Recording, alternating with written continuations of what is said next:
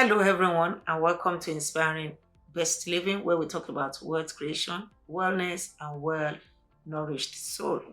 My name is Remi Wesley Ogude, your regular host, and I'm very happy to be back on another episode of Wealth Creation series.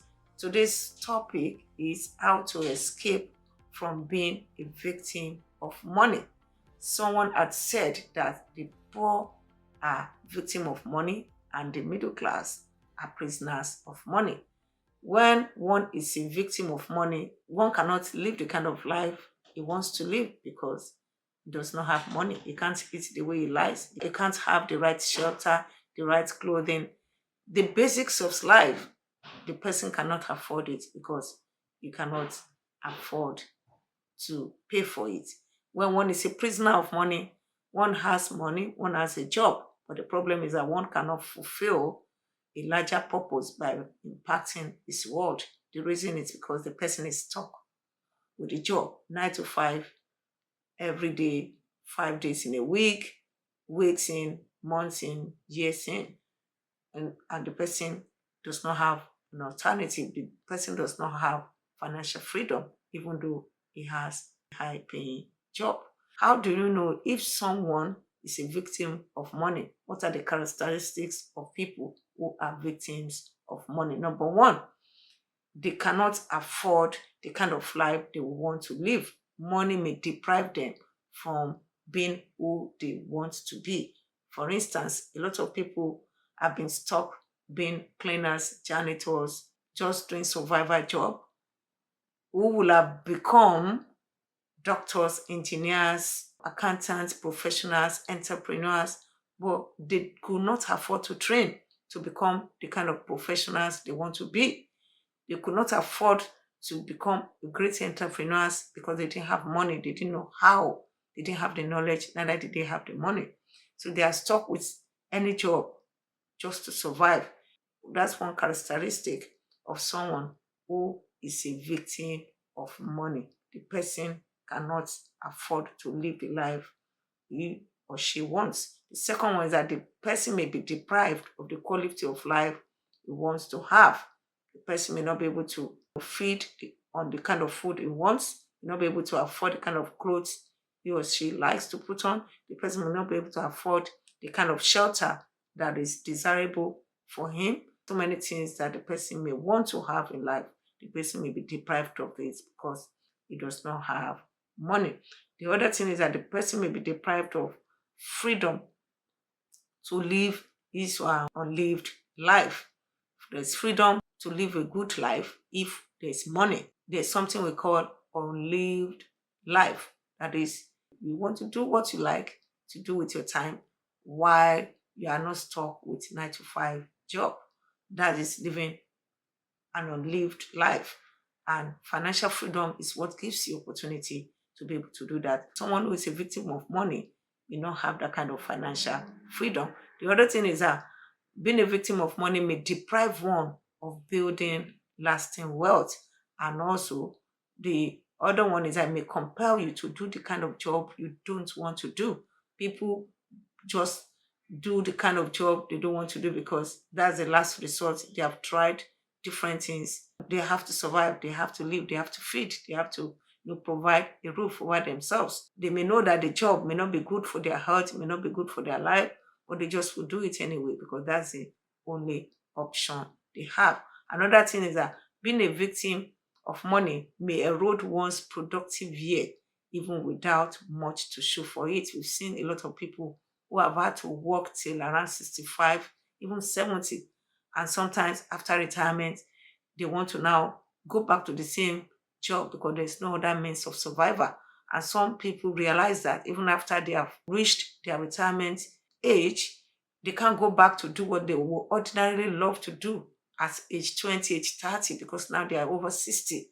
Sometimes they tell you they don't have energy, passion, enthusiasm to pursue what they would have pursued when they were younger, around 30, maybe 40 probably. So one's productive life may be eroded along the line if one does not take actions to create wealth on time. The person may become a victim of money with this kind of consequence.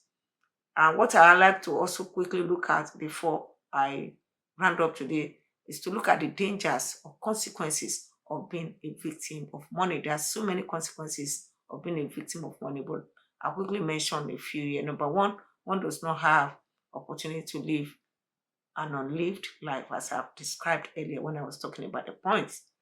Unlived life is when you live a life at your terms and to be able to pay your bill without a regular 9 to 5. The second one is that one may lose potentials. When one is stuck with a job he or she does not really like and can't get out of because he's stuck, their potentials are being wasted. The person that is stuck with a job that is not helping him to reach his potential may not even have time to go out there and explore other options around his world creation. The third one is that one stands the risk of not being fulfilled in life because when you cannot reach your potentials, you probably will be limited in terms of the impact you can make around the people in your space and also your community and even your nation at large. Your impact may be limited. You may not be able to fulfill your potential. So it's so very important for us to take some steps. If you are hearing me today and you are struggling, a lot of us have been there. It's not to despise anyone, it's just to be able to tell us that we have a high chances of coming out and being enrolled in this school of health. We can start wherever we are, at what point we are listening to me now. Things can be rearranged for us to thrive in our journey of wealth creation once we determine to do that. I'm going to share my thoughts around the tips that can help us to escape from being a victim of money. The first one is financial literacy. In the School of Wealth, this is so very important. And it's one of the greatest challenge a lot of people are having. As challenging as it is, a lot of people have overcome this challenge. We just need to make up our mind and go for it. Financial literacy is just equipping yourself with the right knowledge, skill set you need to be able to thrive on the journey of wealth creation. The second one is plan your escape beginning from where you are. Just ask yourself, how do I escape from this 9 to 5 job? What else can I put together to give me additional streams of income? What can I do? What gifting do I have? And what time frame do I want to give myself? If you feel that you need about 5 years, begin to put things in place. Reading, what do you want to invest in? Look at the 4 different asset classes that create wealth, which are commodity, real estate, paper assets, and business. You want to look at which one you want to start with. Paper assets, do you have some money that you have saved that you can liquidate and begin on that if you have done your due diligence? And what kind of paper asset do you want to do? So you want to know what you want to exit into and you want to start the exit now while you are still on your job. Or do you want to go into real estate, or do you want to do business, or do you want to trade in commodities? Begin to make your research and begin to ask people who are already on the journey of where you want to go so that you can have the right information to take the right steps and decisions. The last one is build your support team. Wealth creation, I often say it's a team sport, it's a team game. You can't do it all by yourself. Beginning to make your research, beginning to talk to people, and depending on the area of the asset class I want to go into, if it is real estate, if it is paper asset, if it is commodity, or if it is business, beginning to talk to the people who have done it successfully, who can introduce you through referral to the people who can be in your team, who can support you. You need different set of people depending on where you are going to. And talking to those who are successful in those areas of business will give you leverage. So wealth is substitute for being a victim of money. A wise Jewish king once said, the wealth of the rich man is his defense, but the poverty of the poor is his ruin. This is why we must rise to build our defense against being a victim of money.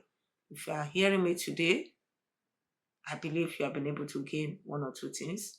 And like I said, we've always been there where we have done things we didn't want to do, where we felt helpless, but because of the wake up calls that we have gotten at different times, people have taken different steps to overcome being a victim of money, and they have walked this journey of wealth creation to become great today. Today, this is where I'm going to stop, and I want to quickly remind us that this channel is to encourage us or to inspire us to thrive in three key areas: wealth creation, wellness, and well-nourished soul. Remember that you don't have to choose between being healthy and wealthy.